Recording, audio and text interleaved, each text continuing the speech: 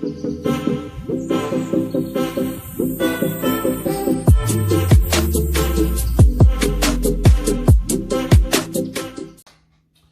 ora everyone, my name's Zach. I love rugby. Welcome back to Hakatime Rugby. Guys, what a huge weekend we have on the cards this weekend. Super Rugby has just kicked off. I've just watched the first couple of games of the opening round and that has been incredible. But also we've got the Six Nations. Eddie Jones has just dropped his team, which means we now have the French squads and the English squads, and I'm going to give you my reaction. I'm also going to look at these teams and work out how we think they will play this game, what the keys to victory will be, and who ultimately wins this huge clash in Paris. So let's get to England first, and we'll start with the front row. So Eddie has selected Joe Marler, Jamie George, and Kyle Sinckler. Now, firstly, Jamie George, Kyle Sinckler, Joe Marler, very, very experienced guys. This is an experienced front row that'll be starting for England. Jamie George is probably the best line-out thrower in the Six Nations. I regard him that way, certainly the most accurate. And Joe Marler, interesting selection. If we think back to the Rugby World Cup final, obviously there was, South Africa really dominated that scrum, and Eddie Jones after the match, very, very easy in hindsight, but he came out and said if he could do things differently, he might have refreshed the team slightly, and that was one of the positions he would have targeted, is Marco Vunipola swapping out for Joe Marler. Certainly think that things improved when Joe Marler came on late in that game. The scrums certainly got better. England were able to win a couple of scrums towards the end. They're in really dominant fashion. And a big part of that was Joe Marler. So it's clear that Eddie is targeting the set piece, really looking to strengthen up the set piece with this selection. Not only that, but I think another major talking point is Marco Vunipola is not included on the bench in this instance. So whether or not that's a hangover, some kind of psychological hangover from the Rugby World Cup, or whether or not that's just resting a player who is well into his 30s, remains to be seen. We'll keep an eye on that in future selections here. But certainly quite a surprise from my perspective in terms of that front row. Then we look into the second row, and I'll cover off the back row here as well. So we've got Itoje, and what is a surprise here is Charlie Ewels here at lock, Courtney Laws here at lineside flanker. I don't know a lot about Ewels, but what I can see here in this team is that we have 3 locks, which means any issues that there were as part of the lineup in that World Cup final have now been fixed. You've got Courtney Laws, great line-out option. 2 other locks, fantastic line-out options. This is looking like the set piece will be a real target area for England. And not only that, with the inclusion of these guys, from Marler to Courtney Laws, obviously the kamikaze kids who are exceptionally physical, very, very mobile and strong over the ball. This is looking like an extremely physical forward pack for England. And I think they will be targeting that French pack, which is relatively young, and relatively low in caps. So expect a real physical battle and expect England to exploit the set piece here. That's what I'm seeing in these team selections.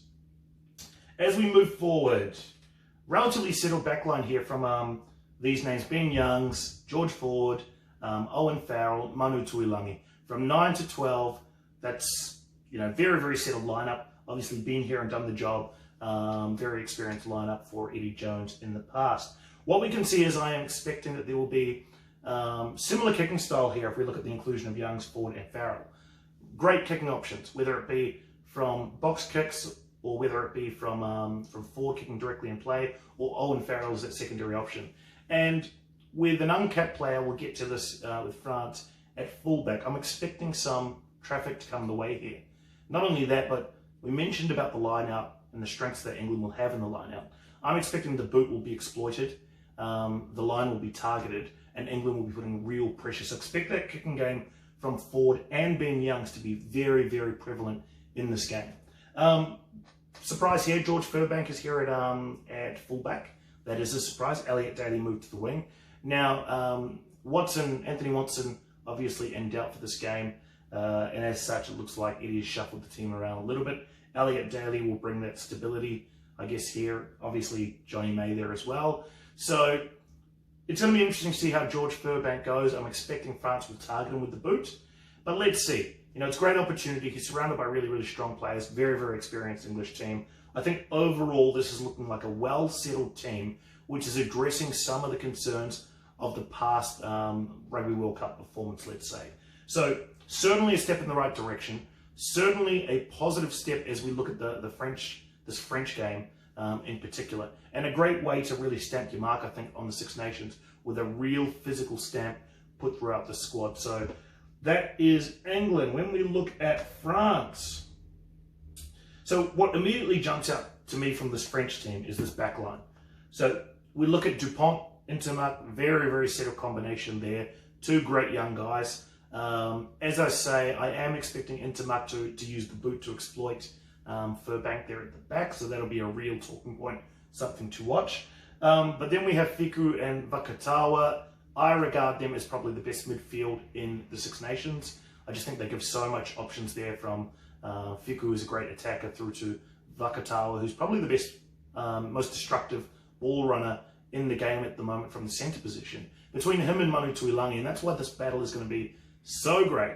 Seeing those two guys go at it in the midfield, that's worth the price of admission alone. So that's going to be very, very exciting. Another interesting talking point, we're starting to see the imprints of Shaun Edwards already. I read a piece today that Gaultier has been a fan of Edwards for some time, and he even looked to exploit some of the defensive systems and structures that Edwards implements in the last Rugby World Cup. And we saw signs of that. We saw areas where Dupont would rush out and target the first receiver. And there was talk that we may see similar style here, but I do think South Africa showed the blueprint to a degree to shut down some of the English attack. And I'm not sure that they have the 7 here. Obviously, Olivon, the captain, he is going to be have to be well on his game if they wanted to get a similar kind of dominance across this England team as the South Africans did. He will be expecting to target George Ford, try to disrupt the ball at that stage. It has been shown that if you can get on top of George Ford in his face as a first receiver, you can stifle the attack of England somewhat. So if Olivon is up to the task, then this French team can be very, very competitive there. If he's not, then I am expecting that George Ford will exploit the relative youth here in the, in this French backline, and he will use his boot to target the line. So that's something to be aware of. Pinot, we know, is very, very good, but we have an uncapped player here in Boutier at the back. I don't know much about him, but if I was Eddie Jones, I would be targeting an uncapped, inexperienced player for sure. And with the kicking options that England has, I'm expecting exactly that. So the keys to success. And just before we move on, one other point that I wanted to raise on Shaun Edwards. He is named Gael Fiku as the defensive captain in the squad. Fiku accepted that responsibility. I love this concept of a defensive captain. Someone who is there to, it shows a clear focus on defense in the squad. But not only that, at a key focal point in the backline. Between 12 and 13 is where a lot of the defensive reads need to be made, right? So having Gael Fiku there as the defensive captain, I think is a great option there from Shaun Edwards. He's already starting to, to put his mark on this French team. And I'm interested to see how he goes here. If he really steps up here, and Gael Fiku is one of the most experienced players in this team, one of the very few with more than 50 caps in what is a very young French squad. But if Fiku can really get this defense humming on the field, and if he is someone that Shaun Edwards can trust to implement the French defensive systems that Edwards will be looking to do, then this French team can be extremely competitive. But it's clear where the threats are coming here from England. England will be looking to be very, very physical in the forwards. They will be looking to target the set piece. All of this is going to be predicated on dominating this French pack. So the key to success for this French team, we know they have world beaters in the midfield here. I speak very, very highly, I rate Intermark very, very highly, but we know that in order for them to be successful, they must have front foot ball, which means they must have forwards that can compete with the physicality that we're expecting from England. They must compete at the breakdown. They must compete at set piece time, because that is exactly where England will be targeting. If they can get their front foot ball in, they can be very, very dangerous here. But this English squad is looking extremely settled.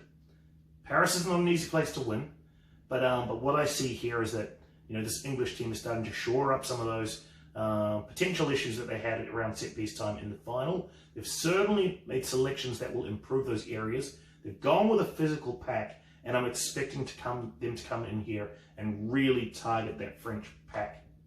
Overall, I think after looking at these selections, You know, I was starting to think that that France would be very, very competitive in the Six Nations, but when I look at this selection from England, I actually think they're going to win, and they're going to win quite comfortably here. My prediction is England will win here by 10 points. Let me know what you thought, guys. What do you think about the squad selections? Tell me a little bit about some of these uncapped players as well. I don't know a lot about them, but I'm very interested to see how they go. I'm also interested to see whether or not we get close in terms of some of our thoughts on how the match will play out. How do you think the match will play out yourself? Please do let me know. And enjoy the weekend, enjoy the rugby, because as I mentioned at the beginning of the video, there's a huge amount of rugby this week. I've targeted 8 games that I'll be watching, including all 3 of the Six Nations games I will be watching live. So I've got a whole weekend in store of rugby, and I haven't been this excited since the Rugby World Cup. So that aside, guys, I hope you really enjoy it. If you enjoyed this content, please hit like, subscribe to the channel, because I'm dropping a lot of information on the Six Nations throughout the tournament. I'm going to give you all my analytical and detailed thoughts, guys. So if you want to know what's going on in the game, come here and join me. And I will see you guys back here in the next one.